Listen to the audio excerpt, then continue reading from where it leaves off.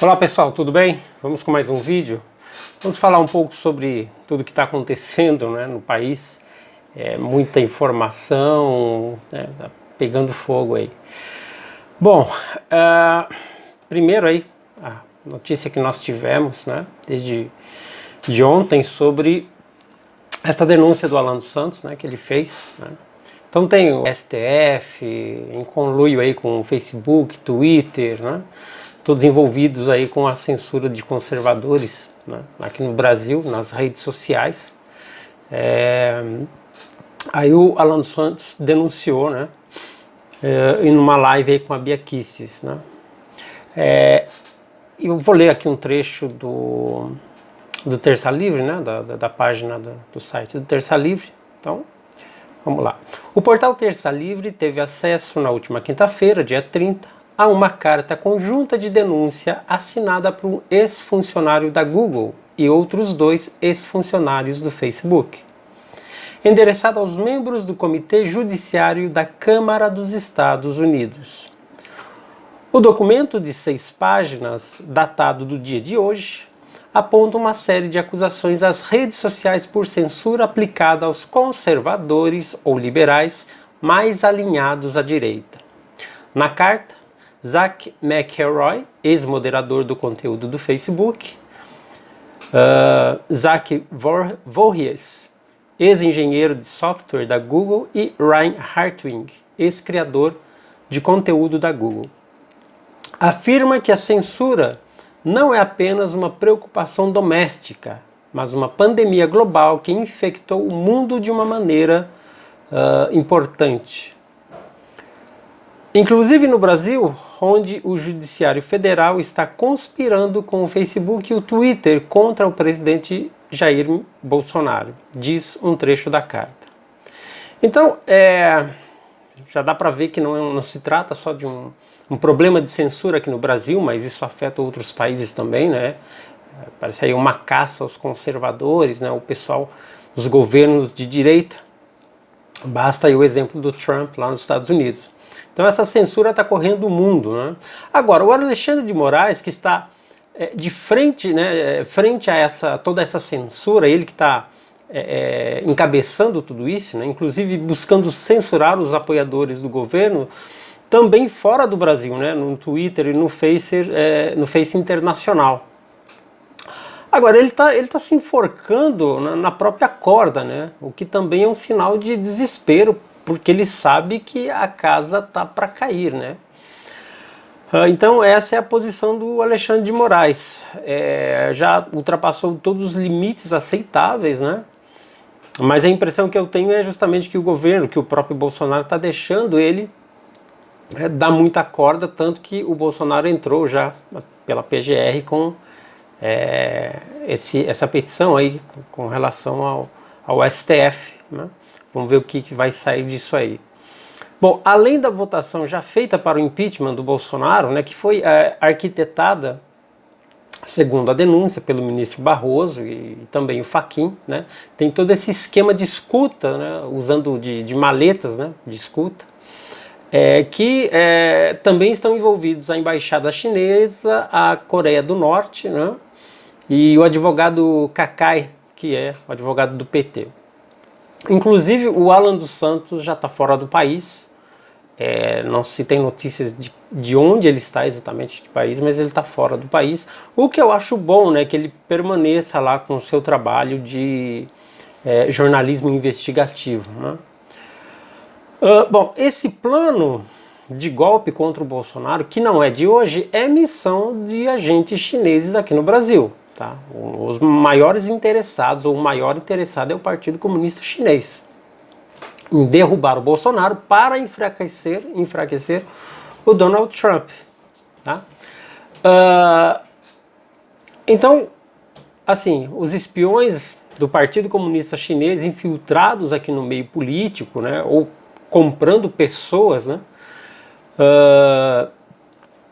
justamente para passar essas informações do governo para o Partido Comunista Chinês. Então é a velha prática comunista de espionagem, só que agora usando, né, tecnologia de ponta, né, o que tem de mais tecnológico, eles possam usar. E isso aí foi o que aconteceu com a Argentina, né, com a derrubada do Macri. Então, agentes entram no país, como aconteceu na Argentina, derrubam o governo, faz com que o Estado entre em um colapso econômico, né? Depois os empresários chineses vêm e compram as empresas falidas, né, de vários setores, e daí segue todo o processo de colonização comunista chinesa aqui na América do Sul. Então esse é o ponto, tá? E a derrubada do Bolsonaro vem justamente para enfraquecer também Donald Trump, né? O governo de Donald Trump.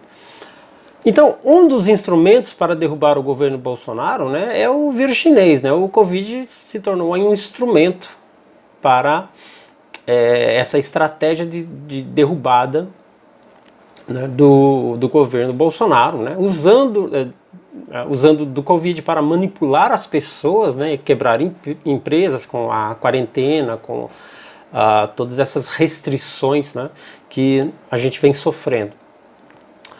Mas a coisa é tão absurda que boa parte da população brasileira, não é poucos, é muita gente, já tem uma mente comunista sem saber, né? Eu vou explicar isso aí.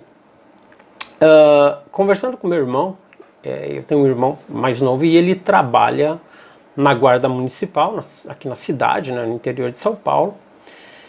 E ele falou sobre o número absurdo, né, de ligações que a base da guarda recebe com denúncias, né? Então, pessoas denunciando seus vizinhos por não respeitarem as regras da quarentena, né? Então, é gente ligando, denunciando o vizinho, que o vizinho está com a casa cheia de pessoas, 10 pessoas, 15 pessoas, e isso tá gerando aglomeração. E sabe, várias denúncias o dia todo, pessoas ligando, denunciando seus vizinhos ou pessoas próximas ali, denunciando que estão quebrando a quarentena ou não está usando máscara ou aglomeração. Então esse estado, né, alienado, né, é como se faziam os sovietes da antiga União Soviética, né, de denúncia, o que acontece em países comunistas, em países ditatoriais, de pessoas denunciando as outras, né? Achando que está fazendo algo em prol da humanidade. Então, toda essa alienação, toda essa postura que o brasileiro vem tendo com relação à quarentena, por mais absurdo que seja, já acaba mostrando o perfil da mentalidade do Brasil, de parte, né, da população brasileira, que é uma mentalidade altamente comunista, né? Infelizmente. E, sabe, não é só isso, né? Semana passada eu fiz uma live no canal da Catarina Rezende e eu comentei sobre o pessoal ir às manifestações em apoio ao Bolsonaro, né? Usando máscara, né? Então vai lá fazendo passeata com máscara, carreata com gente usando máscara dentro do carro. Quer dizer, de nada adianta, né? As ruas lotadas, né? Então todo mundo achando que está apoiando o governo Bolsonaro, mas na realidade está usando máscara. E a mensagem que passa, que a população acaba passando é a seguinte: nós somos submissos ao establishment, nós aceitamos o controle do Partido Comunista Chinês em nossas vidas e tudo bem. Essa é a mensagem, né, do uso da máscara em passeata, em carreata, né, em prol do governo Bolsonaro. A mensagem que se passa é justamente essa: nós estamos submissos e aceitamos as regras da quarentena, dos governadores, do Partido Comunista. Então, não adianta, né? Não, falta maturidade conservadora, né, para lutar contra esse sistema todo. Na verdade, estamos fazendo o jogo do sistema, né? Da mesma forma, pessoal fazendo selfie, né, em redes sociais com máscara, né, ou ainda colocando foto de perfil em redes sociais usando máscara. A mensagem que está passando é a mesma. Então não adianta colocar embaixo "sou conservador, apoio o Bolsonaro" usando máscara na foto de perfil, né? Então esse é um ponto. Agora, muita coisa está para vir à tona, né? Muita coisa que será exposta ainda, tá? Inclusive no patamar internacional. Tem muita sujeira que vai vir à tona, não apenas por aquilo que o Alan dos Santos já comentou no Twitter, né? Então tem muita coisa ainda para vir à tona, tá? O que eu acho muito bom, isso tem que acontecer, né? Toda essa podreira tem que vir à luz, né? Agora, as ações contra todo esse esquema precisam ser tomadas rapidamente e de forma enérgica, né? Isso não pode se perder, né? A gente não pode deixar isso se perder. Agora, até a reeleição do Trump, a oposição fará de tudo na tentativa de derrubar o Trump lá nos Estados Unidos e do Bolsonaro aqui no Brasil. Com a reeleição do Trump, o Bolsonaro se fortalece aqui e o Bolsonaro de pé é a força que o Trump tem aqui na América do Sul. Então, um ajuda o outro, né? Salvo as medidas proporções, são os dois grandes líderes aqui das Américas, né? Então, por isso que essa urgência de derrubar o Bolsonaro, né? Já sabem que o Trump tem tudo para ser reeleito, então tudo para derrubar o Bolsonaro, para que isso possa enfraquecer também o governo Trump, né? Que ele vai perder um grande aliado aqui nas Américas e o comunismo vem tomar conta. Agora, depois da reeleição do Trump, aí sim o Trump vai agir de forma dura contra o Partido Comunista Chinês e ele vai precisar do apoio do Bolsonaro, né? Outra coisa que nós temos aqui, já vem de um tempo, né? O namoro do ministro Barroso com o Felipe Neto, né? O menino Foca, né? Inclusive já levantaram uma hashtag e várias hashtags contra o Felipe, que chegaram nos top trendings do Twitter, né, aqui no Brasil. E, enfim, o Felipe Neto é aquele intelectual gramsciano, né, chamado intelectual orgânico, né, é aquele que trabalha para a causa revolucionária. Lembrando que antes os agentes revolucionários eram os proletários, né, e que acabou não dando certo.